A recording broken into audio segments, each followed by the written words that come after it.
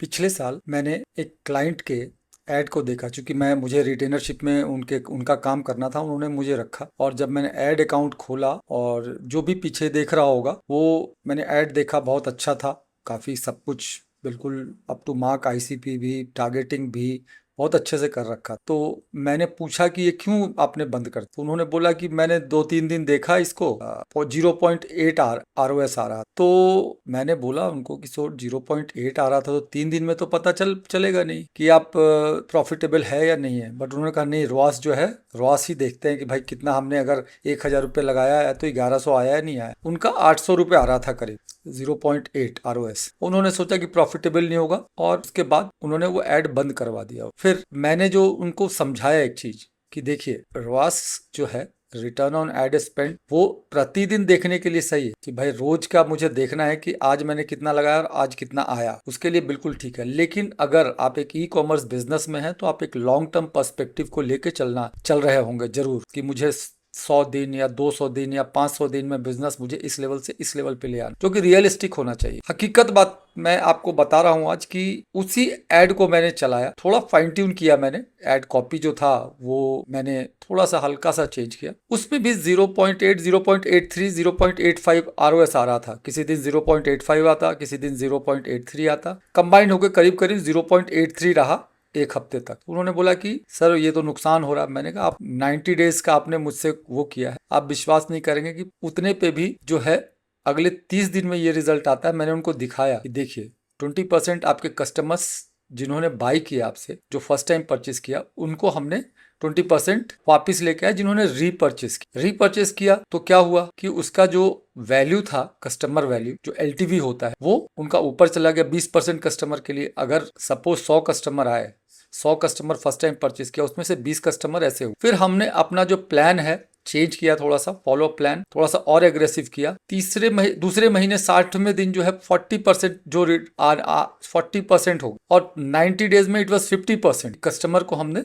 Retain कर। तो इससे आप क्या समझते हैं कि आप बात को समझिए थोड़ा सा। ये बहुत, अगर आप इस बात को, मुझे बहुत टाइम लगा क्योंकि मैं ई कॉमर्स बिजनेस कई सालों से मैं देख रहा हूँ, कई सालों से मैं ऐड चला रहा हूँ, लेकिन ये चीज मुझे बहुत बाद में समझ आई कि LTV देखने का एक सही पैमाना है, और LTV को कैसे देखना है वो आज के हम वीडियो में जानते हैं कि कैसे देख। तो मेरे लिए जो इसमें जो की इनसाइट मैंने जो बनाया अपने लाइफ में और आज तक फॉलो करता हूँ, वो ये है कि ROS बताता है कि आज का रिटर्न क्या है, और LTV, जो LTV है वो बताता है कि इस कस्टमर की पूरी जिंदगी का रिटर्न क्या है। दोनों जरूरी है, पर अकेला ROS काफी नहीं है। यही वो शिफ्ट है जो स्केल करने वाले ब्रांड्स करते हैं। पूछते नहीं कि ये एड प्रॉफिटेबल है कि नहीं है, वो ये पूछते हैं कि ये कस्टमर प्रॉफिटेबल है या नहीं है जो हमारे प्लेटफॉर्म पे आया है। तो ये देखने का एक पैराडाइम शिफ्ट है जो आपको करना होगा। तो आपको नॉर्थ स्टार जो होना चाहिए, जो पोल होना चाहिए, जैसे कोई भी कैंपस को देखें तो नॉर्थ की तरफ डायरेक्शन में जाता है, तो वैसे ही आपका नॉर्थ स्टार जो है वो 90 डेज का CAC होना चाहिए, 90 डेज का LTV, तब CAC आप कैलकुलेट करें कि हम, मेरा CAC जो है, cost of customer acquisition cost जो है वो कितना है। क्योंकि 8 डेज, 10 डेज, 30 डेज में एक्चुअल आप स्केल ही नहीं कर पाएंगे। तब अगर इतना शॉर्ट टर्म ROS को देख के कभी स्केल नहीं कर सकते हम अपने बजट। अगर आप कोई फिजिकल प्रोडक्ट नहीं, कोई डिजिटल प्रोडक्ट भी बेच रहा है, तब भी जो वो प्रिलिमिनरी ऑफर जो देता है वो उसके एड बजट से कहीं ज्यादा होता है। फिर भी वो नुकसान में क्यों देता है? क्योंकि उसे अपसेल करना होता है। अपसेल में वो कमाता, ना कि वो उसका जो प्रोडक्ट है, जो टेस्टिंग प्रोडक्ट है, उसमें कमाता है। एक और एक्वायर करने के बाद वो हमारे हाथ में होता है कि भाई मैं कस्टमर सेटिस्फेक्शन को किस लेवल तक दे रहा हूं। और वो कई चीजें करने से होती है जो मैं आज आपसे डिस्कस करूंगा, जो मैं करता हूं।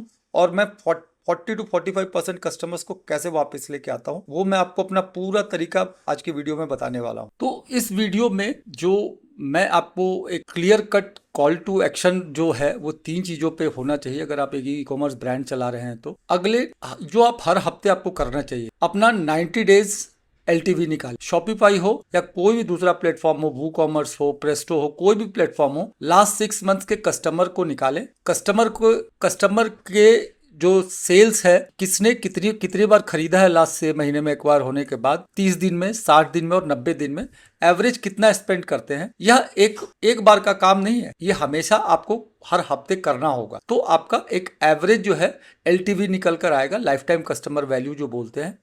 ये एक बहुत बड़ा पैमाना है। दूसरा जो है, अपने ब्रेक इवन सीएसी को रीडिफाइन करें, क्योंकि अगर 90 दिन में एलटीवी अगर किसी कस्टमर का 4,000 रुपए का है, तो आप एक कस्टमर को एक्वायर करने के लिए 1500 से 1600 रुपए तक आप लगा सकते हैं। अगर सीएसी आपका 1500 से 1600 रुपए भी आ रहा है, अगर 4000 का आपका एलटीवी है 90 डेज में, तो ये एक पैमाना है जिसे कि हम लेके चलते हैं और उसके ऊपर स्केल करते हैं हम। तीसरी बात जो है कि सेकंड परचेज जो है ना, एज सुन एज पॉसिबल करवाना है। उसके लिए हम मुख्यतः 3 प्लेटफॉर्म को यूज करते हैं। पहला है ईमेल, व्हाट्सएप और एसएमएस, कि कोई भी फोन हो उसके पास हम उस तक पहुंच पाए। पहला है मेल, तो मेल हम कितनी बार करते हैं वो आप समझे। पहले बिल्कुल डे 0 पे जब भी उसने ऑर्डर किया, हम उसको ईमेल इमीडिएटली कर देते हैं विद बिल, थैंकिंग कि आपने ट्रस्ट किया, so that he must feel proud कि मैंने ये प्रोडक्ट लिया है तो प्राउड। दूसरा जो है व्हाट्सएप गया, उसको थैंक्स बोलते हो, ताकि कोई ना कोई मीडिया तो होगा ही। तीसरा जो पेमेंट उसने किया उसका एसएमएस चला जाता है। तो ये 3 मीडिया डे 0 पे। 7वें दिन जो है फिर उसको हम एक व्हाट्सएप करते हैं कि आपको प्रोडक्ट कैसा लगा, कृपया करके रिव्यू दे। रिव्यू 90% नहीं देते, उसके पीछे रीजन क्या है कि लोग साइकोलॉजिकल बैरियर मानते हैं कि मैं रिव्यू दूंगा तो सही होगा नहीं होगा, लोग कतराते हैं। आप देखोगे कभी भेजोगे तो 90% लोग देंगे ही नहीं, 10% जो है वो जो हाईली सेटिस्फाइड होंगे तो उनको वो जरूर रिव्यू देंगे। अब हमें जो जिन्होंने नहीं दिया रिव्यू, उनको एक ऑफर देना होगा कि भाई अगर आप नेक्स्ट 7 डेज में परचेस करते हैं तो आपके लिए कुछ ऑफर है। ऑफर में कुछ भी हो सकता है, बाय 1 गेट 1 बोगो जिसे बोलते हैं हम, या फिर कुछ डिस्काउंट दे सकते हैं, डिस्काउंट कूपन दे सकते हैं उनको, कि आप ट्राई करके एक बार फिर देखें। ये हमारा बिल्कुल धर्म होना चाहिए कॉमर्स में कि हमें जो है उसको कस्टमर को किसी भी तरीके से 30 से 60 दिन के बीच में रीपर्चेस करवाना है। फिर उसके बाद वैल्यू हम डालते हैं कि भाई हमारे प्रोडक्ट से रिलेटेड कुछ भी उसको वैल्यू हम ऐड करके देते हैं। 2 मेल 3 मेल। व्हाट्सएप हम वीकली करते हैं, मेल वीक में 2 जाने ही चाहिए किसी भी हाल में, किसी भी ई कॉमर्स ब्रांड, ताकि हमारा टोमा बना रहे, टॉप ऑफ माइंड अवेयरनेस रहे ब्रांड। ये आपको रीपर्चेज में बहुत ही हेल्प करेगा।